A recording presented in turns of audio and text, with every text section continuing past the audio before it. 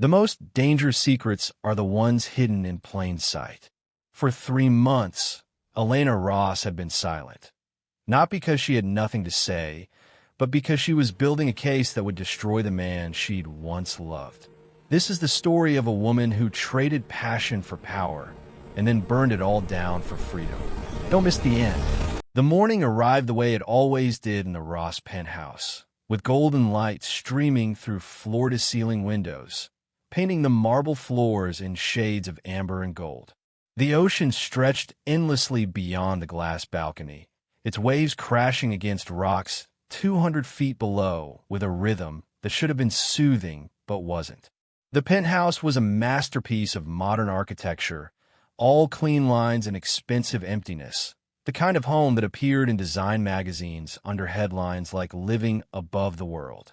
But Elena Ross had learned that height and beauty were not the same as freedom.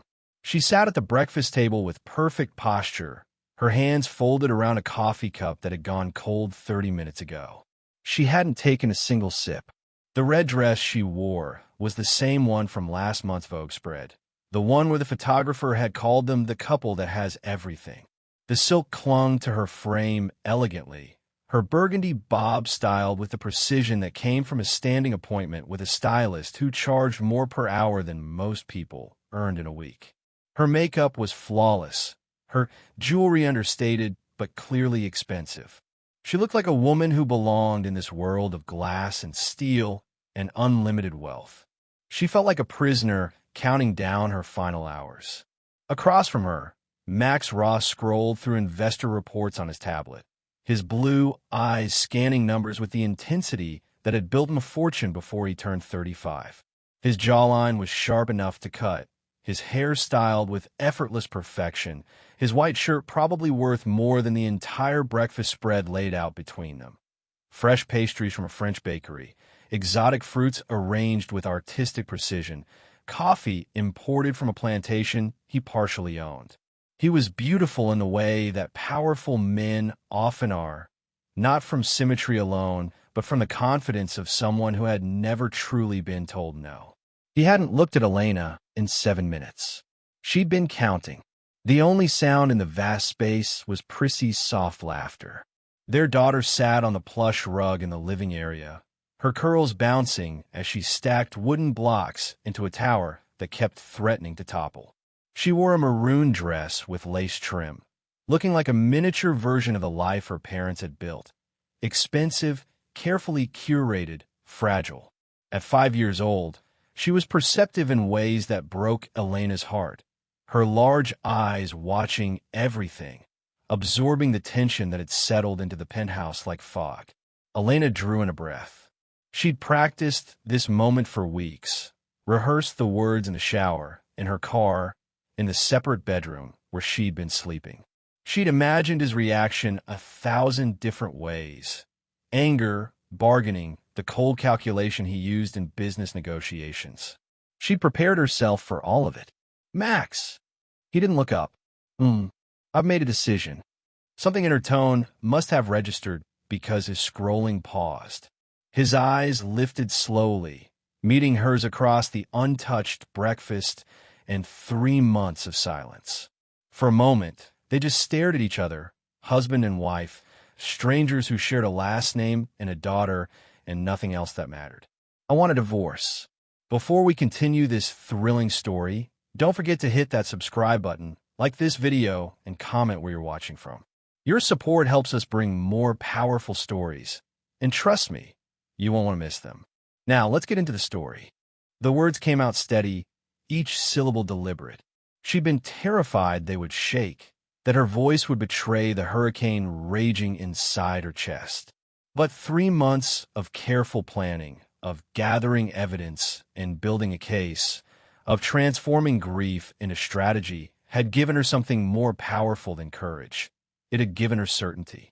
Max's face went through a progression Elena had seen before when he received unexpected news in negotiations. First, disbelief, his brows drawing together slightly. Then irritation, a tightness around his mouth. Then something that might have been amusement, the corners of his lips twitching upward, as if this were some elaborate joke he hadn't quite figured out yet. Elena. He set his tablet down with deliberate care. We talked about this. I know I've been working a lot, but the Singapore deal is almost. This isn't about your work schedule. Then what's this about? He leaned back in his chair with the casual confidence of a man who had never lost anything important. The charity gala? Because I already apologized for missing. I want a divorce, Max. She repeated it like a fact, like stating the weather or the time. I've already spoken with an attorney. Papers will be filed this week. The amusement vanished. Max sat forward, his blue eyes narrowing with something sharper. You're serious. Completely. Because of what? Because I've been busy? Because we've hit a rough patch. His voice took on the edge he used in boardrooms when someone challenged him. Every marriage goes through phases, Elena. You don't just throw away. For 3 months, I haven't touched you. She watched his jaw clench at the reminder. No intimacy. No affection. You told yourself it was stress. That I was tired. That it would pass. Wasn't it? No, Max. Elena stood slowly, her hands gripping the edge of the table. It was me pulling away from someone I don't recognize anymore. From a marriage that stopped being real and started being a performance for magazines and investors and your board of directors. Max stood too, his chair scraping against the marble with a sound that made Prissy's block tower pause mid-construction. The little girl looked over at her parents with worried eyes, her small hands frozen around a wooden block. That's not fair. His voice carried an edge of desperation now, the first crack in his composure. I've given you everything. This home, the lifestyle, the opportunities. You built an empire, Max. Elena picked up her coffee cup with hands that had finally stopped trembling. I just want freedom from it. The silence that followed was different from the quiet that had filled their home for 3 months. This silence had weight, had finality, had the feeling of something irreversible clicking into place. Max's phone buzzed on the table, 3 times 4 or 5. He ignored it, his eyes locked on Elena, as if seeing her for the first time, or perhaps seeing her clearly for the last time. The woman he'd married, the woman he'd placed in this glass palace, the woman he'd assumed would always be there because he'd given her no reason to leave. He'd been wrong. What about Prissy? His voice was quieter now, almost gentle. You'd really do this to our daughter? Elena glanced at the little girl, who had abandoned her blocks and was now walking toward them with her teddy bear clutched against her chest. The child's presence reminded her of every reason she was doing this. Every night, she'd cried silently in her separate room. Every moment she'd looked at her daughter and realized what kind of marriage they were teaching her to accept. I'm doing this for Prissy. Elena walked toward the elevator that led to the private garage, so she doesn't grow up thinking silence is the same as peace. She pressed the call button, and the door slid open with expensive quiet. Prissy ran to her side, wrapping small arms around her mother's legs. Elena scooped her up, feeling the weight of her daughter against her hip, breathing in the scent of strawberry shampoo and childhood innocence. Elena, wait. Max's voice cracked. We can talk about this. We can fix. I'm tired of fixing things that were broken by design. The elevator doors began to close. Max took a step forward, his hand rising as if to stop them, to stop her, to stop time itself. But he was too late, or perhaps he'd always been too late, always too focused on the next deal, the next acquisition, the next thing that mattered more than the woman standing in front of him. The door shut with a quiet click that echoed like a gunshot through the penthouse. Max Ross stood alone in his glass palace, the morning sunlight still streaming through the windows, his phone still buzzing with notifications from the empire he'd built. The breakfast table was set for 2, but only one person remained. His coffee had gone cold. His tablet displayed numbers that suddenly meant nothing. In the living room, Prissy's block tower stood half-finished. Abandoned in the middle of a crisis, she was still too young to understand but old enough to feel in her bones. The penthouse had never felt larger or more empty than in that moment. And somewhere in the elevator descending 200 feet to the parking garage below, Elena Ross finally allowed herself to exhale for the first time in 3 months, her daughter in her arms, her freedom waiting in the car below, her silence transformed at last into the beginning of something that felt terrifyingly close to hope. Max stood frozen in the penthouse long after the elevator doors closed, staring at the brushed steel surface as if Elena might reappear, as if the last 10 minutes could be rewound and rewritten. But time only moved forward, and the silence that had haunted him for 3 months now pressed against him with suffocating weight. His phone buzzed again. He looked down to see a notification from Instagram, their official couple's account, the one managed by their publicist. A throwback photo from their wedding day had been posted that morning, perfectly timed content scheduled weeks ago. Elena in white lace, radiant and laughing. Max beside her, his hand on her waist, looking at her like she was the only person in the universe. The caption read, 5 years ago today, we said forever. Hashtag blessed, hashtag couple goals, hashtag power couple. The comments were already pouring in. Hundreds of heart emojis. You two are perfection. This is what real love looks like. Marriage goals forever. Max felt bile rise in his throat. He swiped to his camera roll, scrolling through the carefully curated documentation of their life together. Magazine covers from Forbes, Fortune, Vanity Fair. Elena on his arm at the Met Gala, stunning in emerald silk.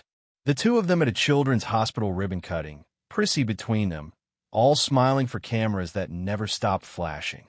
Profile pieces calling them the perfect modern couple. Elena, the dazzling charity founder revolutionizing children's education. Max, the ruthless visionary who turned code into gold. Every image was a lie they told so convincingly that even he had started to believe it. The cracks had appeared early, if he was honest. Not in public, never where anyone could see, but in the quiet spaces between appearances. He treated their marriage like another acquisition, something to be optimized and scheduled between board meetings and investor calls. Date nights blocked in his calendar like conference calls, then canceled for emergencies that only seemed urgent until they weren't. Anniversary gifts selected by his assistant and delivered with apologies typed out between emails. He'd provided everything: the penthouse, the lifestyle, the security, the status. Everything except the one thing she'd never asked for but had desperately needed: his presence. He'd noticed her withdrawal, of course. How she'd started attending charity galas alone, telling him not to worry, that she understood he was busy. How her laughter, once contagious enough to fill entire rooms, had become rare currency he only heard when Prissy did something amusing. How she'd moved into the guest suite 6 weeks ago, claiming his late-night calls were disrupting her sleep. He'd told himself it was temporary, a phase, something that would resolve itself once the next quarter closed, once the IPO launched, once the merger finalized. There was always a once. He tried to fix it the way he fixed everything, with money and grand gestures. A diamond necklace that cost more than most cars. A custom Tesla delivered to the driveway. A private island getaway he'd booked for 3 weeks from now. Non-refundable, the kind of romantic gesture that looked perfect on paper. Elena had looked at each gift with eyes that held nothing. Not anger, not appreciation. Just a vast, empty indifference that hurt worse than any argument could. You can't buy back what you neglected, she'd told him last week when he presented the island itinerary. I'm not trying to buy it, he'd replied, defensive. I'm trying to remember what it was. She'd smiled then, sad and distant. That's the problem, Max. You have to try to remember. It should never have been forgettable. Now Max walked through the penthouse, through rooms that suddenly felt like a museum dedicated to a marriage that had died without ceremony. He passed Prissy's abandoned blocks, the breakfast table still set for two, the hallway lined with professional photos of smiling faces that belonged to people who no longer existed. He stopped at Elena's suite, the door slightly ajar. Inside, the bed was made with hotel precision. Her closet half empty, the hangers evenly spaced like soldiers at attention. On her nightstand, a book lay open, bookmarked at page 143. He picked it up and saw passages highlighted in yellow. Sometimes the strongest thing a woman can do is walk away from what's killing her, even if it looks beautiful from the outside. His phone buzzed again. A text from her publicist. Love the anniversary post. Engagement is through the roof. You two are trending.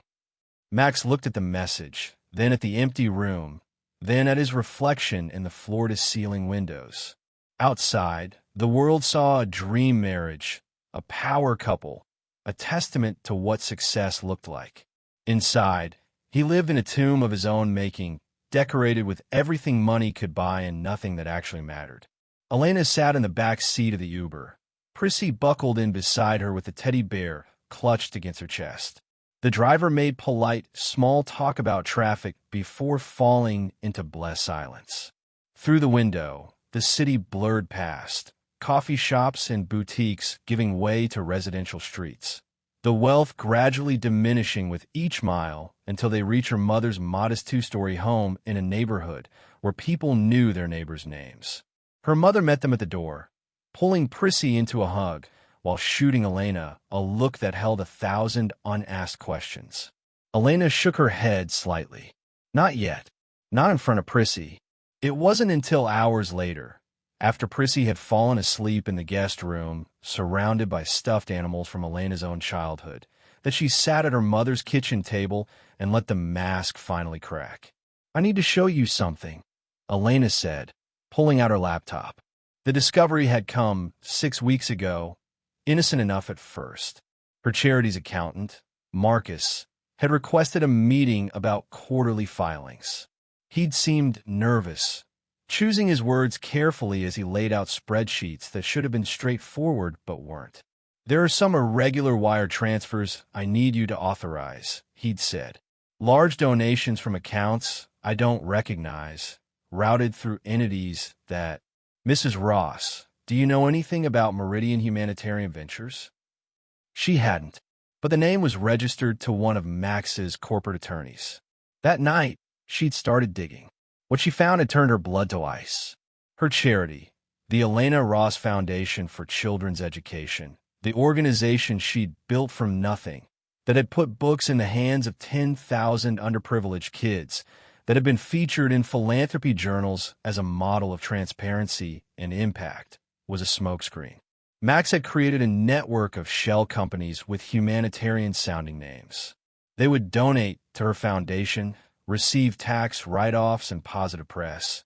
Then the money would be quietly transferred to offshore accounts through fake program expenditures.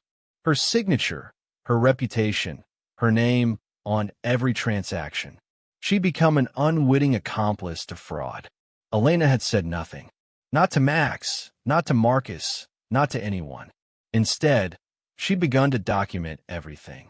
Screenshots organized by date. Financial statements printed and stored in a safety deposit box Max didn't know existed. Encrypted files uploaded to a cloud account under her maiden name. Each night while Max slept down the hall, oblivious or uncaring, she'd built her case with the methodical precision of someone who knew she'd only get one chance to escape. The final push had come from Prissy. Last Tuesday, the kindergarten teacher had called. Mrs. Ross, I wanted to discuss something Prissy drew during our time. I think you should see it. The drawing showed a figure in a red dress standing alone at a window, looking out. The sky was dark with scribbled storm clouds. In the corner, 2 other figures, presumably Max and Prissy, were separated by a thick black line. The title, written in Prissy's careful 5-year-old handwriting, Mommy Alone at the Window. Elena had stared at that drawing for hours that night, her daughter's perception cutting deeper than any evidence of fraud. She was teaching Prissy that silence was normal, that distance was acceptable, that women stood at windows watching life happen somewhere else. That was the moment her decision crystallized from possibility to certainty. She would leave, not for revenge, though she'd earned the right to it, not even for justice, though she'd pursue it. she would leave for survival.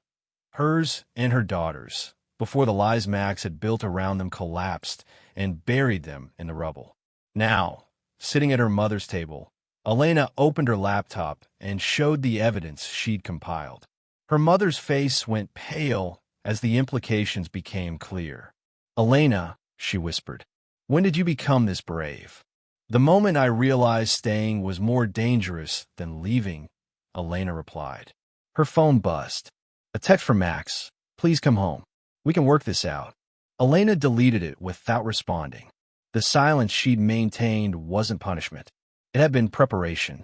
And now, finally, she was ready to speak. Max had always prided himself on pattern recognition. It was how he'd built his fortune, seeing trends before competitors, identifying weaknesses in markets, predicting outcomes 3 moves ahead.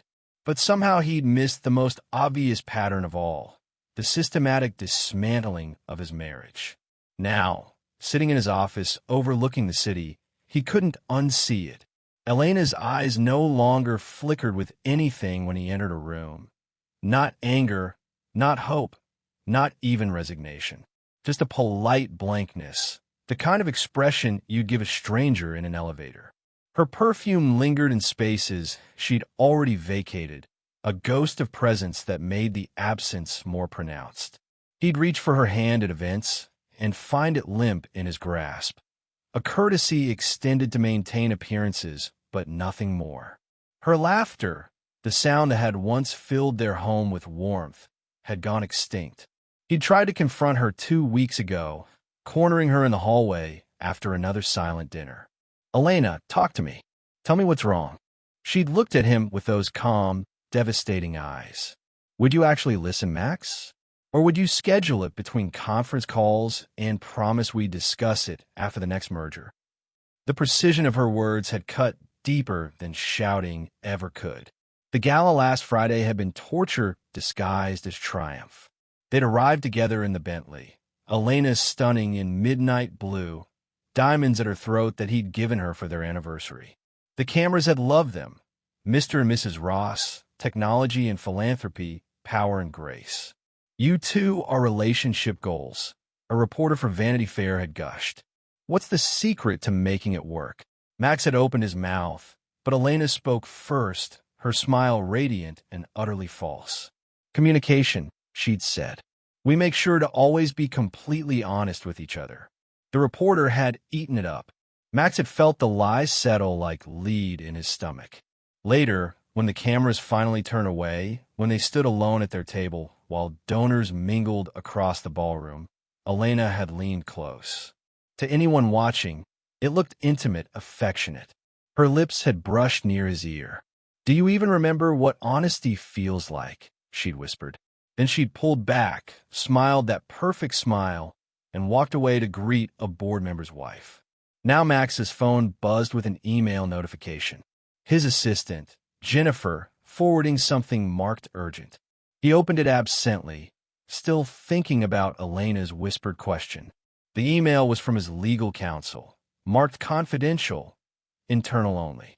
Jennifer had clearly forwarded it by mistake, probably meant for his CFO. Whistleblower investigation. Mux. The SEC inquiry is escalating faster than anticipated. The anonymous source has provided documentation we didn't know existed, financial records, email chains, donor account information related to the Elena Ross Foundation transactions. Legal is recommending we begin damage control immediately. The whistleblower clearly has inside access to both corporate and foundation accounts. We're working to identify the leak, but whoever this is, they've been systematically building a case for months. We need to meet ASAP. This could sink us. Max read the email 3 times, his mind racing through possibilities. Inside access to both corporate and foundation accounts. Building a case for months. Bombshell. Who had that kind of access? His CFO? The foundation's accountant? Someone on Elena's staff? He pulled up the foundation's organizational chart, cross-referencing it with employees who would have known about the account structures. The list was short. Most of the foundation staff were kept at arm's length from the financial architecture by design. Only a few people would have been able to connect the dots between his shell companies and Elena's charity. Elena herself, the accountant Marcus, and maybe one or two board members. But none of them would have motivation. Marcus had been with them for years, well compensated and loyal. The board members were friends, investors in his companies, people who benefited from his success. Elena. No, the thought was absurd.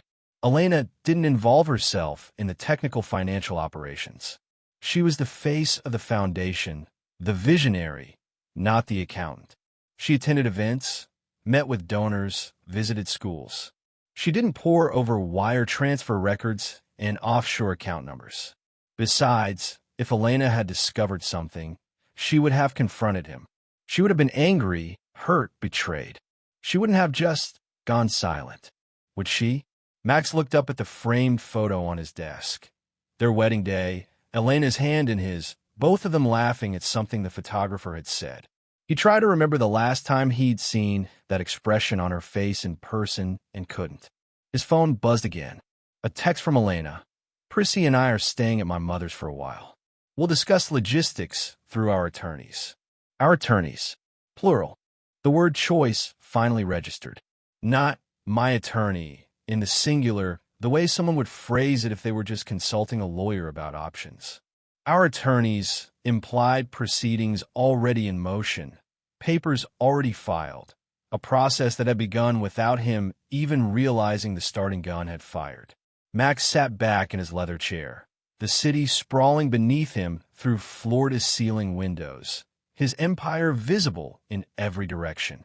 Somewhere in that empire, a whistleblower was feeding investigators the evidence to destroy everything he'd built. And somewhere across the city, in a modest two-story home, his wife was teaching their daughter to play with toys from her own childhood, finally smiling for real. He just didn't know yet that both facts were connected. Max stared at his phone for 20 minutes before deciding to go to her. Not to her mother's house. That would be too aggressive, too desperate. But he could create an opportunity, a controlled environment where they could talk like adults, where he could make her understand that whatever was happening could be fixed. He texted her, "Please, one dinner, just us. We owe ourselves that much." The response took 3 hours. Tomorrow, 7 p.m., the penthouse. He'd spent all day preparing, directing his housekeeper with the precision he usually reserved for board presentations. Candles in the dining room.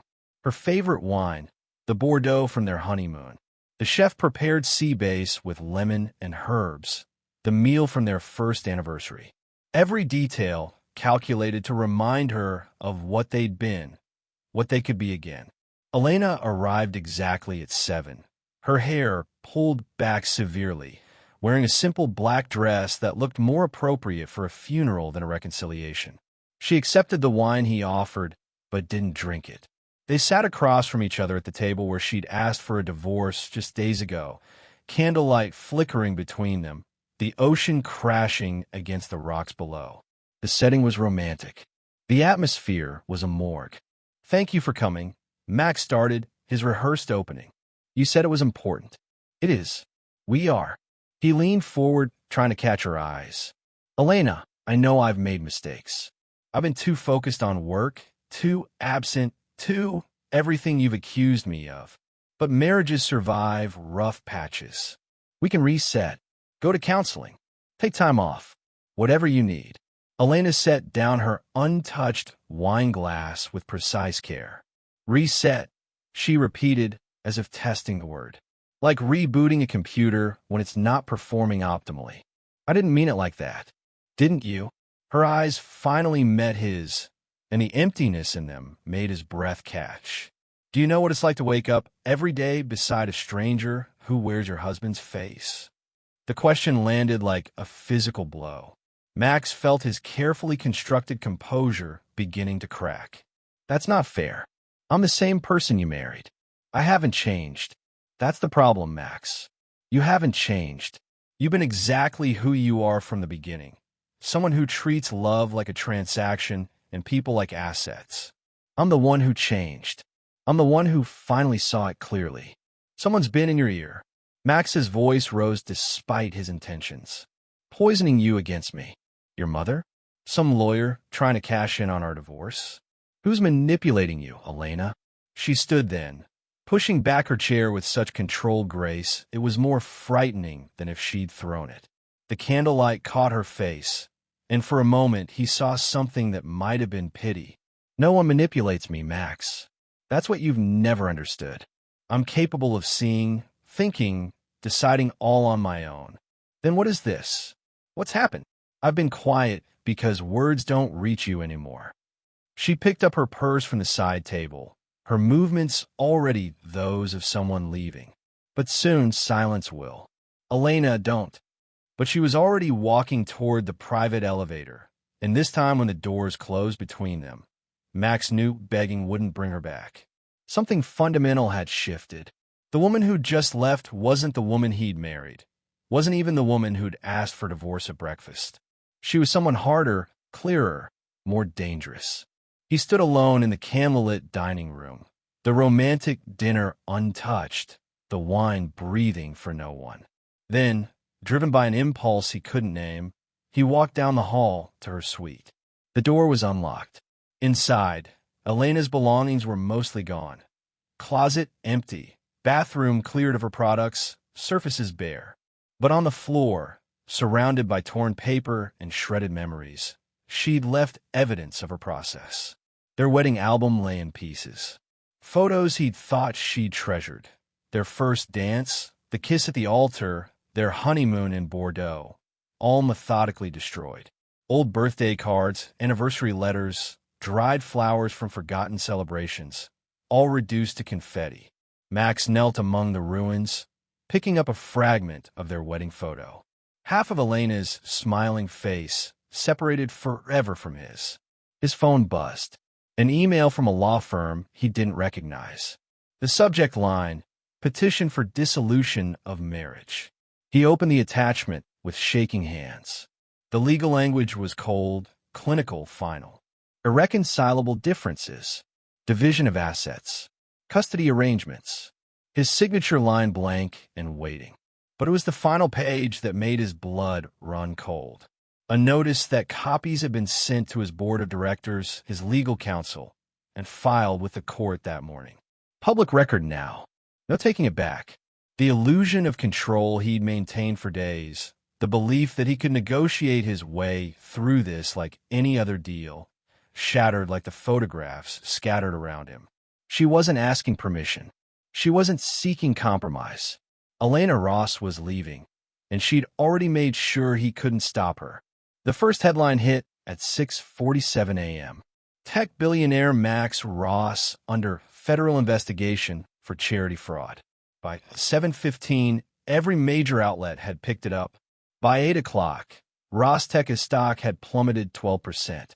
By noon, Max's carefully constructed world was in freefall. He sat in his lawyer's conference room, surrounded by attorneys who cost $2,000 an hour and couldn't fix anything. His phone hadn't stopped ringing. Investors, board members, business partners, all demanding explanations he couldn't provide. The anonymous source provided comprehensive documentation. His lead counsel explained, his voice grim. Wire transfers, email chains, shell company registrations. They've been building this case for months. The SEC has everything they need. Who leaked it? Max's voice was hoarse from lack of sleep. We don't know. But whoever it was had intimate knowledge of both your corporate structure and the foundation's operations. The TV mounted on the wall cycled through coverage. CNN showed his photo next to words like fraud and investigation. CNBC discussed the implications for Ross Tech as investors. But it was the local news segment that made his stomach drop.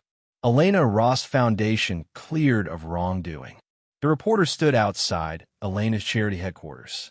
In a surprising development, federal investigators have cleared the Elena Ross Foundation of any involvement in the fraud scheme.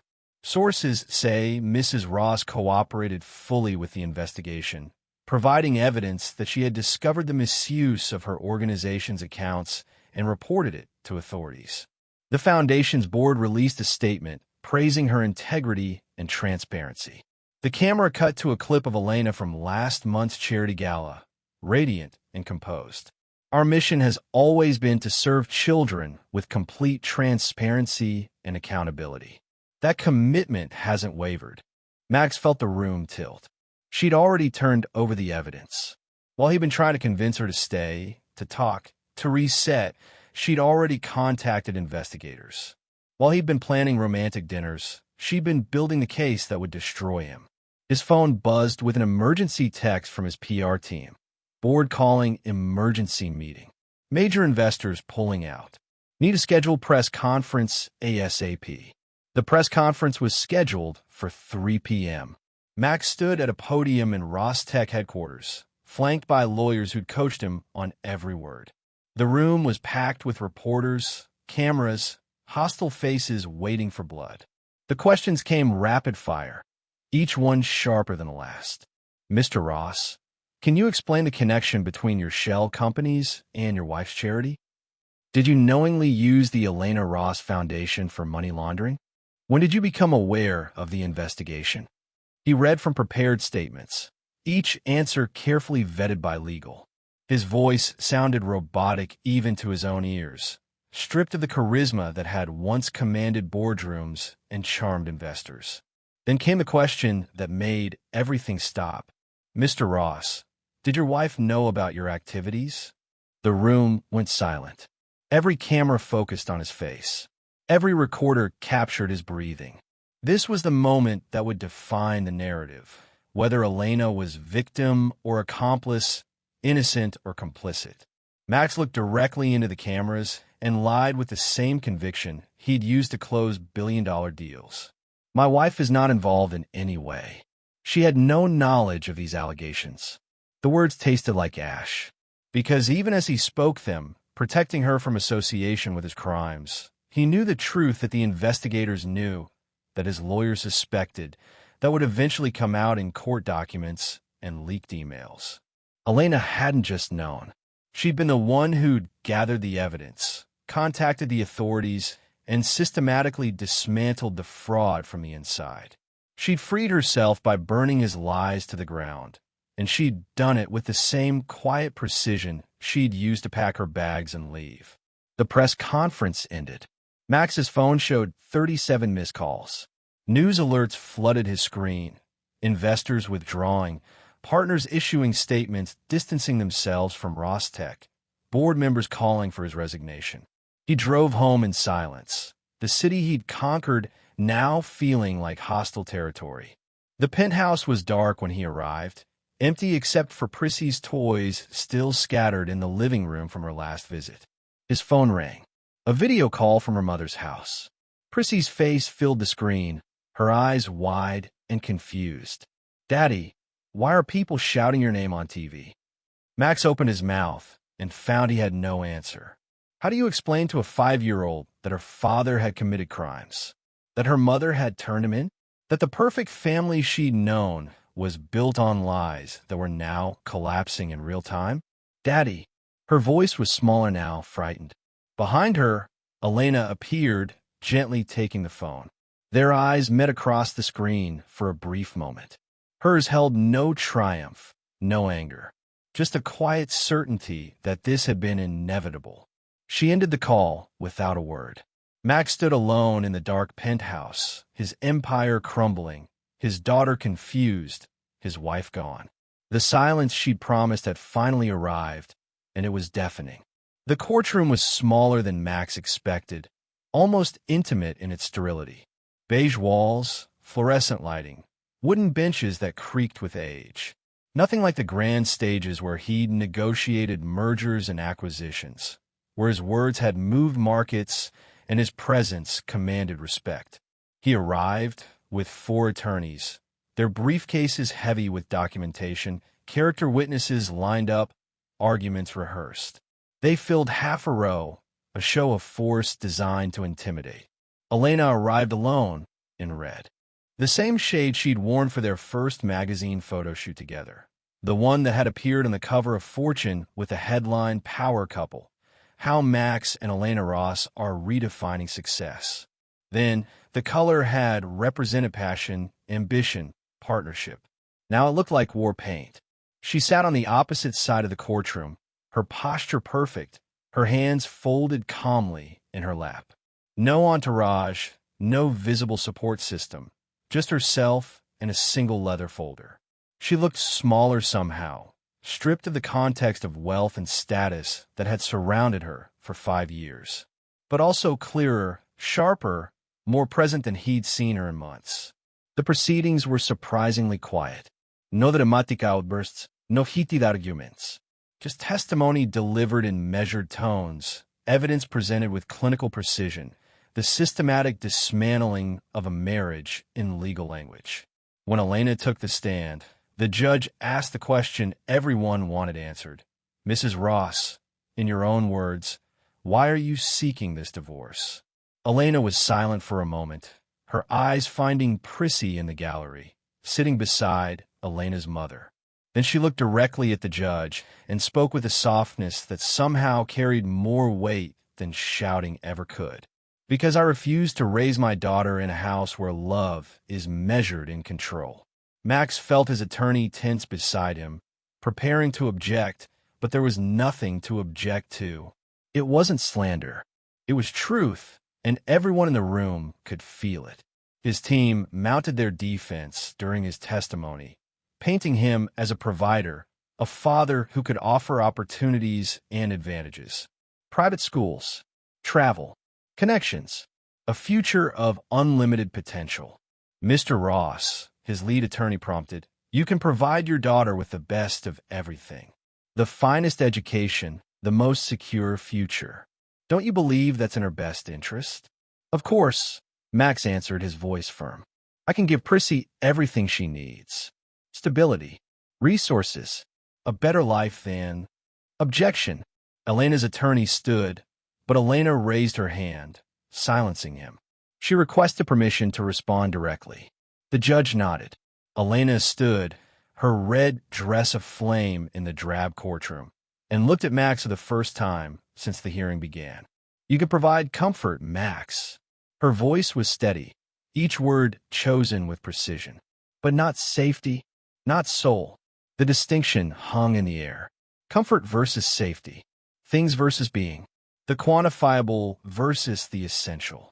Max's attorneys launched into arguments about his fitness as a parent, his lack of criminal conviction, his rights as a father. They presented calendars showing his attendance at Prissy school events, photos of father-daughter outings, testimony from teachers praising his involvement. But the judge had already seen Prissy's drawing. Mommy alone at the window entered as evidence. Had read the teacher's concerned notes about a child processing parental distance through art. Had reviewed the timeline showing Elena's systematic documentation of emotional neglect alongside Max's escalating legal troubles. When the ruling came, it was swift and final. Full legal and physical custody is granted to Elena Ross.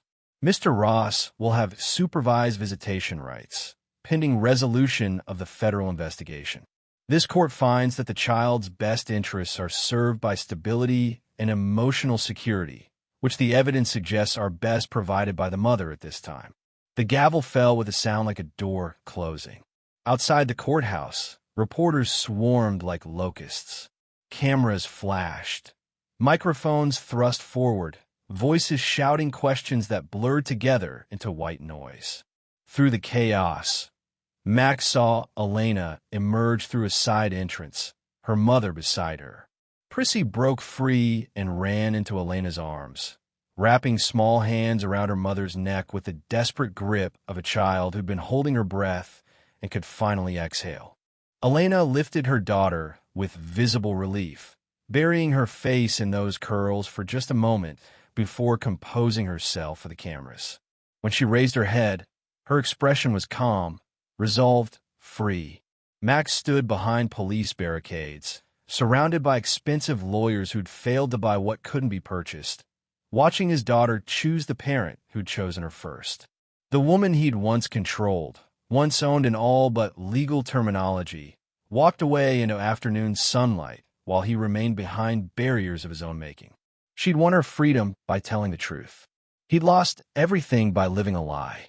And somehow, in the hollow space where his heart used to be, Max finally understood the difference. The board meeting lasted 17 minutes. Max sat at the head of the table he'd commanded for a decade, while 12 faces that used to show deference now showed only cold calculation. The vote was unanimous.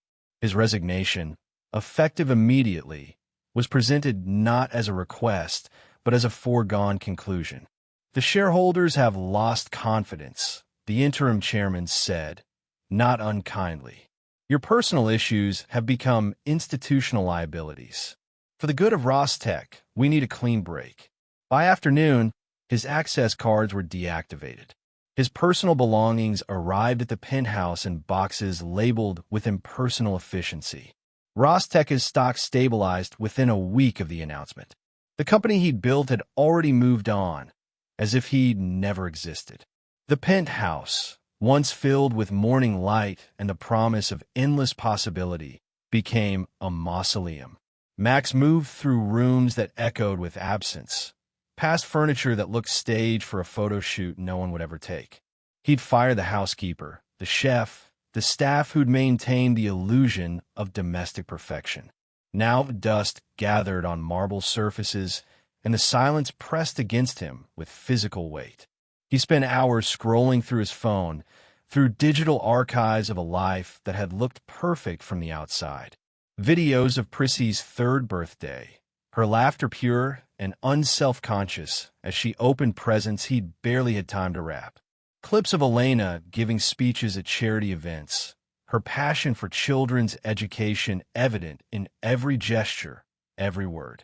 Photos of the three of them at beaches and restaurants and holiday gatherings, smiling for cameras while slowly dying inside. He destroyed it all, not through one catastrophic mistake, but through 1,000 small choices to prioritize empire over family, success over presence, control over connection. For the first time, sitting alone in the dark with only the glow of his phone screen for company, Max felt something beyond anger or defensiveness or the wounded pride of a man accustomed to winning.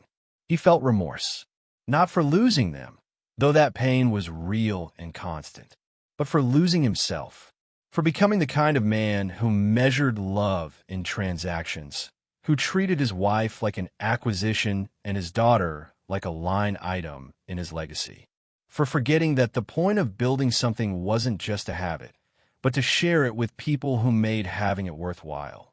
Months passed. The legal battles continued, settlements negotiated, assets divided. Max moved through depositions and hearings with mechanical compliance, a man going through motions because the alternative was standing still. Then came the first supervised visitation. The social worker drove him to a seaside park an hour from the city, far from the penthouse and the life he'd known. Prissy was waiting on a bench with Elena's mother, looking uncertain and smaller than he remembered. They spent 2 hours together. He'd push her on swings, built sandcastles that the tide would erase, listened to her talk about her new school, her new friends, her life that continued without him at its center. When she laughed, genuinely laughed at something silly he'd done with a seashell, the social worker captured the moment on her phone. Prissy's face lit with joy, the ocean behind them, Max beside her with an expression that might have been happiness or might have been grief or might have been both.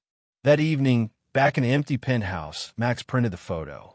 He wrote a note in handwriting that looked shakier than he expected, folded it carefully, and mailed it to an address that was no longer his to visit freely.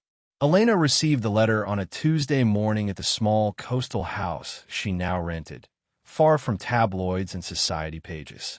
Inside was the photograph and 4 lines written in Max's precise script. I finally understand what freedom costs.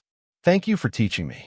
She stared at the photo until tears blurred the edges, not from sadness exactly, but from the complicated grief of watching someone learn lessons they should have known, pay prices that could have been avoided. Prissy appeared in the doorway, curious. What is it, Mommy? Elena wiped her eyes and smiled. Just a letter from your father. Is he okay? The question held a child's instinctive worry, the love that persists even through disruption and change. Elena looked at the photo again, Max's face showing something that might have been growth or might have been performance. She couldn't tell yet. Maybe time would reveal the truth. She pulled Prissy close and whispered, more to herself than to her daughter. Maybe he finally learned what love isn't. It wasn't forgiveness. Not yet, perhaps not ever. But it was acknowledgement that some people only discover who they are after losing everything they thought defined them. Elena placed the photo in a drawer, not displayed, but not destroyed. Evidence that even ruins could contain the seeds of something different, if not better. Outside, waves crashed against the shore with their eternal rhythm, indifferent to human drama, constant in their reminder that some things endure while others must be released to find their way home. 6 months after the letter, Elena awoke to sunlight filtered through cotton curtains instead of floor-to-ceiling glass. The bedroom was small, the furniture mismatched from thrift stores and her mother's attic. The walls decorated with Prissy's artwork instead of professionally curated pieces worth thousands. The mortgage was modest. The neighborhood knew her as Elena Martinez, the art teacher from the community center, not Elena Ross, the socialite from magazine covers. It was the first home she'd ever lived in that felt like hers. Through the window, she could see Prissy already awake, running along the beach in rain boots and a sundress, her laughter rising over the sound of waves. The child had bloomed in the months since the divorce finalized, her drawings no longer showing solitary figures at windows, but families of dolphins, forests full of animals, houses with smoke curling from chimneys, and flowers in every window. Elena pulled on a sweater and walked barefoot onto the sand, coffee in hand, watching her daughter chase seagulls with the unself-conscious joy of a child who felt safe enough to be loud. "Mommy, look." Prissy held up a piece of driftwood shaped vaguely like a dragon. "Can we use this in our class?" "Absolutely." Elena smiled, genuine and unforced. "We'll make it the centerpiece." The art classes had started small, just a few kids from the neighborhood gathering in her living room on Saturday mornings. Now she rented space at the community center, teaching 20 children each week to see beauty in ordinary things, to express emotions through color and shape, to create something from nothing. The Elena Martinez Foundation for Children's Arts had launched last month, funded by her divorce settlement and untouched by scandal. Her maiden name felt like reclaiming a self she'd lost, or perhaps discovering one she'd never fully known. Inside, the small TV played morning news while Elena made breakfast. She was reaching for eggs when a familiar name caught her attention. Former Rostec CEO Max Ross appeared before a congressional committee yesterday, testifying about corporate ethics reform. Elena turned to see Max on screen, older somehow, wearing a suit that looked less expensive than his usual wardrobe. His testimony was measured, humble in a way she'd never heard from him before. "I lost everything that mattered," he was saying, "because I confused building an empire with building a life. My ex-wife had the courage to expose the truth when I couldn't face it. She saved me, even as she left me. I'm here to ensure no one else makes the choices I made." Elena watched with an expression she couldn't name. Not satisfaction, not vindication, just a quiet acknowledgement that some people only find themselves after losing everything. She smiled faintly and turned off the TV. That evening, as the sun painted the sky in shades of amber and rose, Prissy ran up from the water's edge holding a conch shell, her face bright with discovery. "Mommy, listen." She pressed it to Elena's ear. "It sounds like home." Elena knelt in the sand, holding the shell close, hearing the ocean's eternal whisper amplified through spiral chambers. She looked at her daughter, at the modest house behind them, at the horizon where sky met sea in an endless promise of possibility. She thought about the penthouse that used to reflect this same ocean through walls of glass, beautiful and distant, something to observe but never touch. She thought about the life she'd performed for cameras, the silence she maintained while gathering strength, the fear that had walked beside her through every step of leaving. And she thought about this moment, kneeling in sand with her daughter, no performance required, no audience watching, just the two of them and the sound of waves that had witnessed everything and judged nothing. Elena held the shell to her ear again and whispered, her voice carrying a peace that had taken months of grief and healing to find. "It is, baby. It finally is." Prissy wrapped small arms around her mother's neck, and they stayed there as the sun sank lower, painting their shadows long across the beach. Behind them, lights flickered on in the small house, warm, imperfect, real.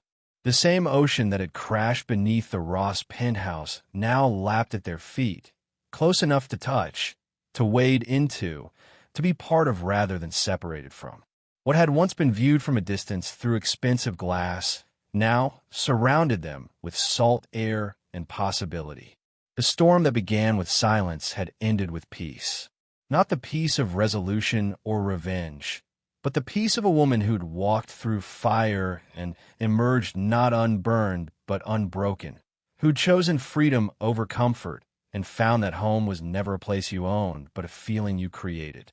As darkness settled over the water, Elena and Prissy walked back to their small house, leaving footprints in sand that the tide would erase by morning, temporary marks that mattered not because they lasted but because they'd been made at all.